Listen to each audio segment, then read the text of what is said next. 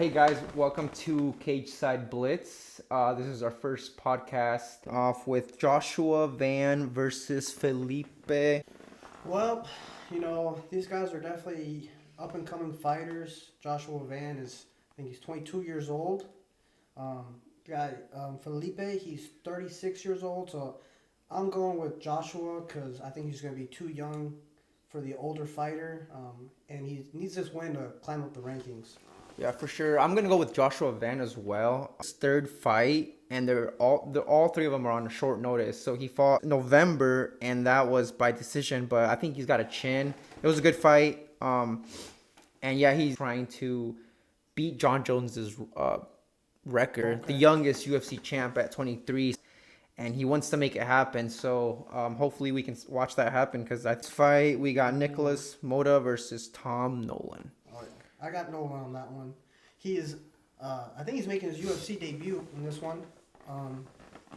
He's 23 years old. He's an Australian legend.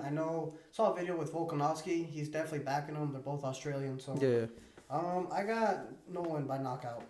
Yeah, I'm going to go with Nolan as well. I think the Australians are just built different. I mean, Dan Hooker, he's freaking crazy. He fought with a broken hand, I think, on his last match. I don't know, it's just something about the Australians, especially with him being up and coming. He's 6-0, 4 knockouts, and 3 first-round finishes. So I think he takes it by knockout. Yep, safe bet. Weston Wilson versus Gene Silva. Now, if you're a betting person, Gene Silva is at plus 500, which I know that sounds kind of crazy, 5-1 underdog, but I think I'm going to ride with him. The main difference I think he's at plus 500 is because he's only 5'6". Weston Wilson, he's 6'1", which is pretty tall, but I think he'll be able to negate that difference, kind of keep his striking. At plus 500, normally plus 500 don't hit, but I'm pretty confident about that. Gene is making his UFC debut, but he's got to start off with a bang. Yeah, we have a lot of debuts this card, and the featherweight is, I think that's one of the hardest divisions. Yeah. You got Alexander Volkanovski, dude. He's a freaking. Yeah. There's no way. I don't see anyone beating it. So I think it's good to see new fighters coming up, and I have Gene Silva. Yeah. Here, click on Weston Wilson's record.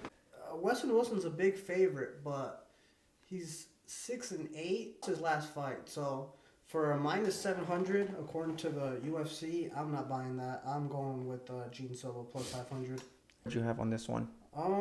I think I'm going with Fareed by decision or by submission. I think his last fight he won by submission. And at minus 270, I feel pretty safe with that. But Lapius, I think he's at plus 225. I think that'd be a pretty safe bet either way. I think it's a good underdog bet, but I'm riding with Fareed by submission. We got Marcus McKee and Gaston Bolanos. So 3 Marks is also making his UFC debut, and if any of you guys know who follow Sean O'Malley, his podcast, he's been on his podcast. Okay. He trains with Sean O'Malley in Arizona, so he's also hungry. I'm pretty sure this is either his debut or his second fight. No, I think this is his second fight.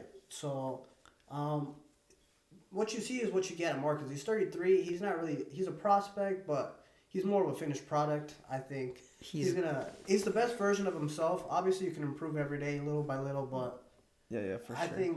I feel pretty safe. Marcus will win this. He needs to go up the ranking, and I think they're going to try to push him fast. Just because of his age, right? Yeah. So I think he's got 1 or 2 good title runs in him, and I think it starts with beating Bologna. Ellenberger versus Preston Parsons, and I was doing some research, and this is basically like a pick'em fight. It's pretty even. They're both pretty evenly skilled, so I'm not really sure to say who's going to win. I think whoever had a better fight camp and whoever feels better that day. It's gonna take it. It's pretty fair. It's pretty even.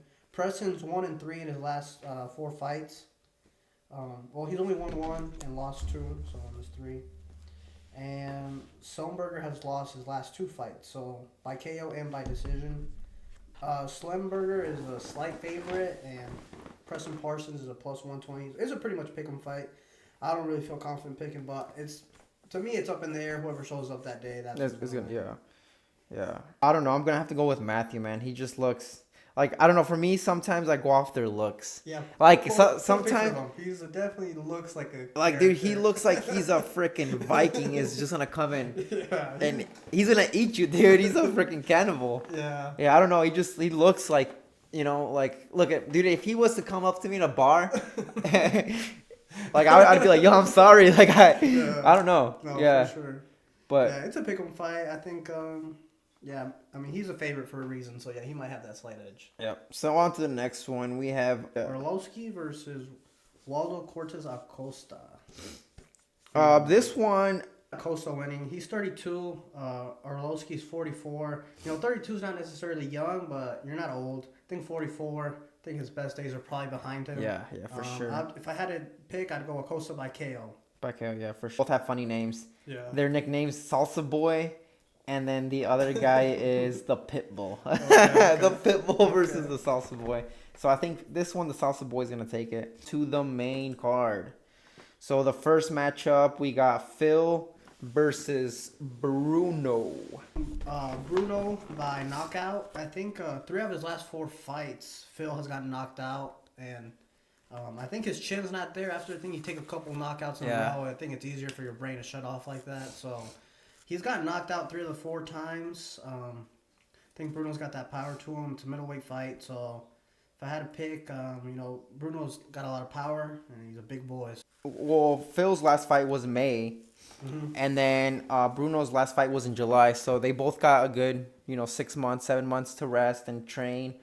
They're both coming from losses, but I do think Bruno will be taking this one. Yeah, it's pretty even on DraftKings. It's minus. They're both even money, so just pick on whoever has it. But Yeah. I think just getting knocked out 3 or 4 last times, it's pretty easy to get knocked out. So I'd have to go with Bruno. Yeah. Ricky versus Mario Bautista. This one I had Ricky. Yep. And that by knockout, 4 by submission. So I think, but I watched Mario Batista's last fight. He's also buddies with Sean O'Malley. They train together. I watched his last fight, and he did not look good. He fought a guy named Blackshear, which I think on paper Mario should have walked through him, and he kind of struggled with him. Okay. He did end up winning. He ended up edging up a decision victory. Are you serious? Yeah, it was barely. He should have been able to walk through him, in my opinion, and he did win. And I got Ricky Simone. He's number 13 in the flyweights. I think he's trying to go up the rankings, not lose his ranking, being in the top 15. So Ricky, I think, has a couple more fights in him. Mario is Mexican. I'm always supporting the Mexican. Yeah. I do think it'll be a close fight, but I think ultimately Ricky edges it out on that one. Yeah, for sure. This next one, dude, is crazy, and I'll tell you why. So Jim Miller, he's 39 years old. He's fought at UFC 100. He's fought at UFC 200. Hey. And I don't know if this is true, but since he doesn't get knocked out or like anything hard, he will fight at UFC 300. And you gotta give that man Yeah, a stake in the company dude. or something. Look at his. So he's got 36 wins, 17 losses. So dude, that's crazy, man. Like, I think he's just that guy. Yeah. Like he's a dog, man. 19 by submission, but 15 of those were first round finishes. And like you said, I always try to. He's facing Gabriel Benitez, and I always try to go for the Mexican, Everyone's got Viva their opinion. Mexico. But Everyone's got I don't their know. opinion. I don't know, man. I think I'm gonna go with Jim Miller on this one. Yeah, I'm going with Jim Miller too. He's been active. He's been fighting. Gabriel Benitez, he's an underdog plus 100. Definitely fighting with. You gotta be active in the UFC, and if you're active, that always plays to your advantage. That's what I think the problem with Conor. He's out. He's really skilled, but he's out for so long that you can't really, come back in and like it's nothing. Yeah. So I think being active, give him the slight edge. It's super close on paper. And you know what was I want to say it was in August of 2022. Okay. So that's almost close to 2 years Yeah. being off and then coming to fight Jim Miller. Yeah. Jesus. Yeah. Definitely being active goes a long way. No, yeah, That's for why sure. All the fighters always complain about, the inactivity, the ring rust. It's Manuel Cop versus Mateus Nicola. Man, You this know that one. I have the Brazilian. Okay. Um, Nicola? Yeah, Michelob, and Oh, damn. If we're butchering names, Yeah, dude, please correct us or please give us some lessons, because damn. These are hard names. Yeah, these are hard names, right? And they're not your average. Yeah, they're not like Jim Miller. Yeah. You know what I mean? Hey, we got that one wrong. Yeah. All right, we got that one wrong. Oh shoot! But I'm gonna go with the Brazilian, and just because Capa's last fight, he fought a dude, Felipe dos Santos, which that was a good fight, and you know what? I almost think Felipe beat him. Yeah, and he was coming straight off the. He was. Yeah. So a little backstory on that. So I was reading because I really like this Felipe guy. Like I think he's gonna be the next champ. Yeah, he's like Charles within Oliveira. he trains with Charles Oliveira. They have the same coach, same gym. But anyways, this guy Felipe dos Santos was at the Dana White's Contender Series, and then his opponent didn't make weight, so he was bummed out. He saw Kai Kara. So Kai Kara was supposed to fight Cape in Sydney. In Sydney. Yes. And they were supposed to fight. Kai Kara got a concussion, pulled out, and then messing around, Felipe's like, hey, like, you know, what if I got that call to fight Cape in Sydney? And then a couple moments later, dude, they get the call. Dang. So yeah, so he went from the Contender Series to fighting a ranked opponent. Yeah, he's like number six. That's I mean, this guy has a couple more fights and he's up for the title. Yeah. And Felipe gave him a freaking battle, dude. They got run for his money. Yeah, dude. They got for sure fight of the night, and I mean, I think if you're gonna fight someone coming off the Contender Series and you're ranked, I mean, I think that's an easy fight. But it didn't look like an easy fight to him. I think he struggled. So I will give it to the Brazilian. Yeah. I'll probably go with Manel Kape on this one. He is on a 4-fight win streak. But really, I've known Kape because of his post-fight interviews and stuff. He's said some stuff he shouldn't say. Oh, yeah. He's gone at it with Izzy. Yeah. So I've known him more for his stuff on the mic, really or not. But Nicola has a 93% takedown defense, so I think taking him down is going to be hard. But overall, I think Manel Kape striking is good enough. I think he should get the win. The press conference, he went at it with Kai Kara fans because he was there, and he threw a bottle at him, and then that's where Izzy got up and was like, dude, chill. Yeah, and I want to see that fight too, so that's why I want Kape to win, because I wanted to fight Kai Kara France. They've been going at it for a while. Yeah, so. He's fun to watch, dude. He's a good fighter. Yeah, I actually went to go watch him in Fight Night Columbus. Okay. So he fought I want to say Arskin. It was in Ohio, but yeah, I watched him fight, and he's fun to watch. Okay. The main event of the night. Main event. You got Ankalaev versus Johnny Walker. So this is fight number 2. Yeah, the rematch. This is the rematch. Yeah. So the first one didn't go as planned, right? It was Doctor stopped it. Doctor stopped it. I think it was an illegal knee in the first round. Yeah. Johnny Walker still looked good though. But I don't know. The doctor stopped it for a reason, but I thought it probably. And you know what? I think it was a mistake because the doctor asked him something, and I don't think Walker heard it, so he didn't answer it the way the doctor wanted to. So then the doctor's like off. Okay. But the thing is, Walker wanted to fight after. I don't know if you saw the clip, but he was he was pushing the ref out of the way. He was like, hey, let's go. Was that when they asked him?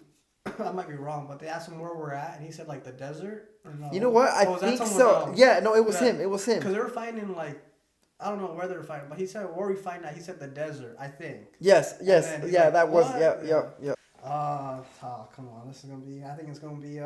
The longer the fight goes, I got Ankalaev. I think he will just wear Johnny Walker down, but Johnny can definitely hold his own.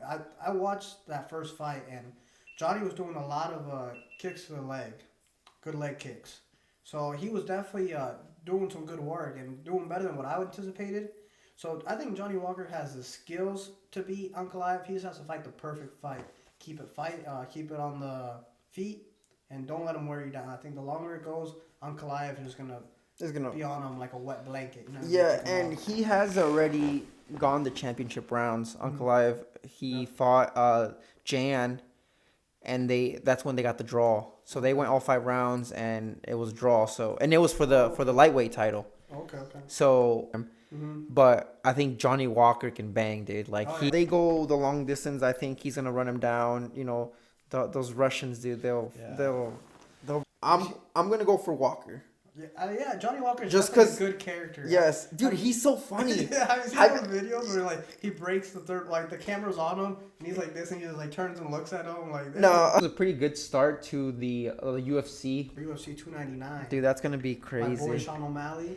Oh yeah. Dude, I don't. Who do you got on that one? Of course. I mean, that's for a new video. We're covering 299 and 300. I know 300 is gonna be a banger. 300. Even dude, the fight night in Mexico. It's a UFC fight night, but that's gonna be a good one too. Yep. We got a lot stuff happening in the we got a lot of UFC. stuff planned out. We got planned out, and yeah, I think that's a wrap for today. Sounds good. See you guys in the next one.